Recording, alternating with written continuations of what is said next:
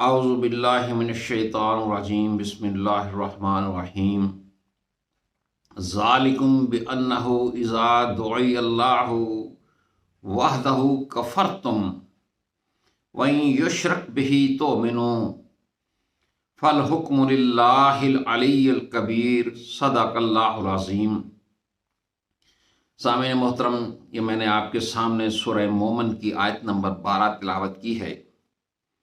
ترجمہ اس کا یہ ہے کہ یہ تمہاری حالت اس لیے ہے کہ جب اکیلے اللہ کی طرف بلایا جاتا ہے تو تم کفر کرتے تھے، اور جب اس کے ساتھ دوسروں کو شریک کیا جاتا تھا تو تم مان لیتے تھے۔ تو آج فیصلہ اللہ بزرگ و برتر کے لیے ہے۔ یہ جو کہا گئی یہ تمہاری حالت، اس کا مطلب ہے کہ تم جہنم میں اس لیے ہو کہ جب صرف اللہ کی توحید کی طرف، اکیلے اللہ کی طرف تمہیں پکارا جاتا تھا، تو دعوت دی جاتی تھی، تو تم کہتے تھے کہ نہیں، تم انکار کر دیتے تھے۔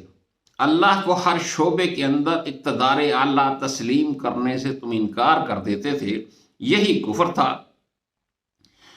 اور جب اللہ کے ساتھ دوسروں کو بھی شریک کر لیتے تھے، مرحوم بزرگوں کو یا اللہ کے نظام کے اندر دوسرے قوانین کو، دوسرے نظاموں کو، اللہ کے علاوہ دوسروں کو اقتدار اعلیٰ سونپ دیتے تھے، تو تم کہتے تھے کہ ہاں اب ٹھیک ہے۔ لیکن آج قیامت کے دن، آج تو فیصلہ صرف اللہ نے کرنا ہے۔ تمہارے وہ شریک کہیں پر نہیں ہیں۔ اللہ کے نظام کو جن لوگوں کے سپرد تم نے کر دیا تھا، وہ تو آج فیصلہ نہیں کریں گے۔ فیصلہ تو اللہ نے کرنا ہے، اور اللہ نے اپنے قوانین کے مطابق فیصلہ کرنا ہے۔ اس سے آگے جا کر سورہ مومن کی ہی آیت نمبر 14 ہے، فَادْعُوا اللَّهَ مُخْلِصِينَ لَهُ الدِّينَ وَلَوْ كَرِهَ الْكَافِرُونَ، بس تم اللہ ہی کو پکارو اپنے دین کو خالص کر کے، خواہ یہ بات کافروں کو کتنی ہی ناپسند ہو۔ سامعین محترم، قرآن مجید کی ایک ایک آیت کو پڑھ لیں تو اس کے اندر اسلامی نظام کو دین کہا گیا ہے۔ اب ہمارے ہاں دین کس چیز کا نام رکھ دیا گیا ہے، یہ آپ سب کو معلوم ہوگا۔ قرآن مجید اسلامی نظام کو دین کہتا ہے۔ اسلامی نظام کو اللہ کے لیے خالص کرنے کا مطلب یہ ہے کہ صرف اللہ کو اقتدار کا حق حاصل ہے، تمہیں اسے ہی تسلیم کرنا ہے، اور اللہ کے قوانین کے مطابق تم نے اپنے ملکی، ریاستی، سیاسی نظام کو سیٹ کرنا ہے۔ اگر تم نے اس کے اندر دوسرے نظاموں کی پیوند کاری کی، یا اقتدار کے اوپر اللہ کے سوا کسی شخصیت کو بٹھا دیا جو تمہارے نظام کے اندر تمہاری زندگیوں کے قوانین گھڑ گھڑ کر تمہیں دے گا، سود کو حلال قرار دے دے گا، زانیوں کو شاباش دے گا، چوروں کے ہاتھ نہیں کاٹے گا، اور بڑے بڑے اربوں کی چوریوں کو آپ معاف کرتے چلے جائیں گے اور اپنے لیڈر بنا لیں گے انہیں، تو ظاہر ہے کہ وہ آپ کے نظام کو بگاڑ دیں گے۔ اس لیے کہ دین عبادات کے اندر بھی اللہ کا اقتدار مانگتا ہے، دین ہمارے رسم و رواج کے اندر بھی اللہ کا اقتدار مانگتا ہے، اور دین ریاستی اور سیاسی امور کے اندر بھی اللہ کا اقتدار اعلیٰ مانگتا ہے۔ اس کے بغیر دین مکمل نہیں ہے۔ اب سورہ مومن ہی کی آیت نمبر 26 کے اندر کہا گیا کہ وَقَالَ فِرْعَوْنُ ذَرُونِي أَقْتُلْ مُوسَىٰ وَلْيَدْعُ رَبَّهُ إِنِّي أَخَافُ أَن يُبَدِّلَ دِينَكُمْ أَوْ أَن يُظْهِرَ فِي الْأَرْضِ الْفَسَادَ۔ فرعون نے اپنے درباریوں سے کہا، چھوڑو مجھے، میں موسیٰ کو قتل کرتا ہوں، اور پکار دیکھیے اپنے رب کو، مجھے اندیشہ ہے کہ یہ تمہارا دین نہ بدل دے یا ہماری سرزمین میں فساد برپا کر دے۔ یہ فرعون کے پاس کون سا دین تھا؟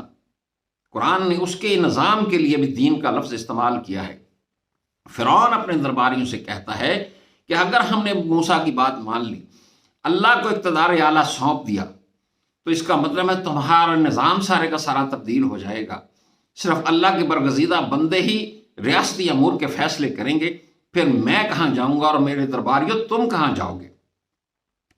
اور اگر یہ پھر اقتدار موسیٰ کے ہاتھ کے اندر شفٹ ہو جائے گا، موسیٰ اللہ کا نمائندہ بن کر اللہ کے قوانین کو نافذ کرے گا، پھر اس کا مطلب ہے ہماری زمین کے اندر فساد برپا ہو جائے گا۔ غریب آدمی بھی امیر بن سکے گا، غریب آدمی بھی وزیر اعظم بن سکے گا، غریب آدمی بھی اپنے تقوی اور اپنے اعمال کے صحیح ہونے کے نتیجے کے اندر وزیر اعظم صدر کی کرسی کے اوپر بیٹھ سکے گا۔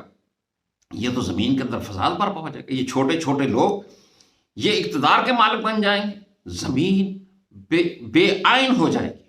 یہ تھا فرعون کا وہ دین، اور دین کا وہ مطلب جو قرآن مجید بیان کرتا ہے۔ ہمارے ملک کا سارا نظام اللہ کے دین سے باغی اور سرکش لوگوں کے ہاتھوں میں ہے، اور ہم اپنی نمازوں کے سر پہ سمجھتے ہیں کہ ہم اللہ کا دین قائم کر رہے ہیں۔ اللہ کا دین مکمل طور پر اللہ کے لیے خالص ہونا چاہیے، ریاستی امور بھی اللہ کے قوانین کے مطابق چلنے چاہیے، ہماری زندگی کے رسم و رواج بھی اللہ کے قوانین کے مطابق چلنے چاہیے، ہماری عبادات بھی اللہ کے قوانین کے مطابق چلنی چاہیے، اور اس کے لیے اللہ نے اپنا نمائندہ ہمارے آخری پیغمبر حضرت محمد صلی اللہ علیہ وآلہ وسلم کو بنا کر بھیجا، جن سے ہم رہنمائی لے سکتے ہیں کہ اللہ کا یہ قانون کس طرح سے نافذ ہوگا۔ ہم سب کو اللہ کے دین کو قائم کرنے کے لیے اپنا ووٹ، اپنی حمایت، اپنی تگودو، اپنا پیسہ، اپنی جد و جہد، محنت ساری کی ساری اللہ کے لیے خرچ کرنی چاہیے۔ اللہ کی نظر کے اندر ہمیں عزت والا مقام حاصل کرنا چاہیے، نہ کہ ناہنجاروں اور بد کردار لوگوں کے سامنے عزت بنانے کی کوشش کرنی چاہیے۔ اللہ تعالی ہم سب کو دین کو قائم کرنے کی توفیق عطا فرمائے۔ وما علینا الا البلاغ۔